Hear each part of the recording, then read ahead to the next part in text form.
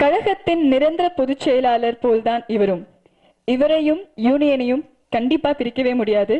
கதாசிரியர், புத்தக ஆசிரியர், விமர்சகர், ஏவிஎம்மின் ஊழியர், வெள்ளுடை மனிதன் திரு துளசி பழனிவேல் அவர்களை வாழ்த்துரை வழங்குவதற்காக அழைக்கின்றோம்.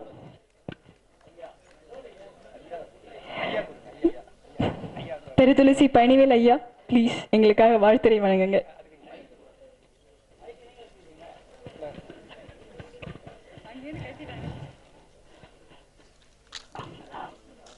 மேடையில் அமர்ந்திருக்கும் கில்டு தலைவர் திரு ஏம்நாக் பாபு சார் அவர்களே, கில்டு செயலாளர் திரு ஜாகுவார் தங்கம் அவர்களே, எங்கள் இயக்குனர் சக்தி சிதம்பரம் அவர்களே,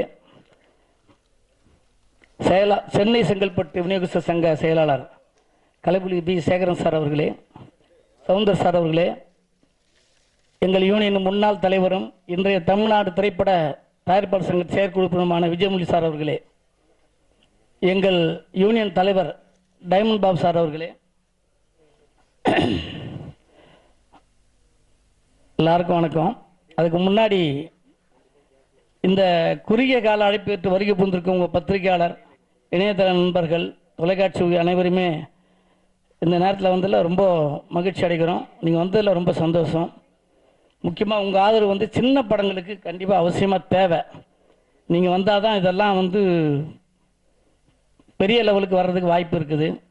இன்றைக்கி சினிமா ஒரே குழப்பமாக இருக்குது.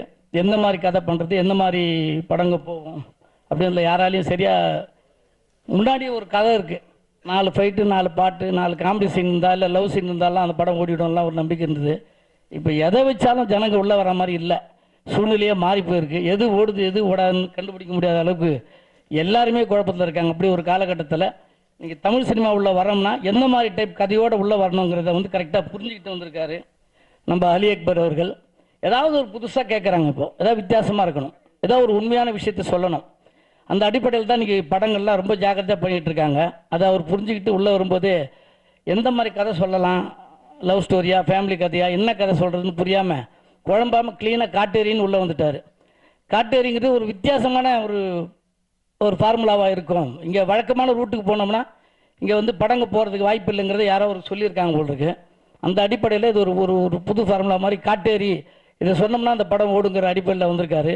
இந்த பாடல்கள் பார்த்தோம், மிக அழகாக பண்ணுறது. கேமராமேன் மிக சிறப்பாக பண்ணியிருக்காரு. அந்த இசையமைச்சவர் ரொம்ப அழகாக பண்ணியிருக்காரு. பாட்டெலாம் ரொம்ப நல்லாயிருக்கு. தமிழ் அமுதன் மிக அழகாக எழுதியிருக்காரு. நமக்கு மற்றவங்க பேர் தான் ரொம்ப நிறைய தெரியும், வைரமுத்து, நாமுத்துமா எல்லாரும் சொல்கிறோம். ஆனால் அழகாக எழுதியிருக்காரு. இவரெல்லாம் இன்னும் பெரிய லெவலுக்கு வர வேண்டிய இவர் வரணும். இந்த படம் மிகப்பெரிய வெற்றி அடையணும். கோபகுமார் சாருக்கு மிகப்பெரிய வசூல் இந்த படம் தரணும். உங்கள் ஆதரவு அந்த படத்துக்கு இருக்கணும்னு வேண்டிக்கிட்டு இந்த படம் வெற்றி பெற எல்லாம் வளர வேண்டி விடைபெறுகிறேன். நன்றி, வணக்கம்.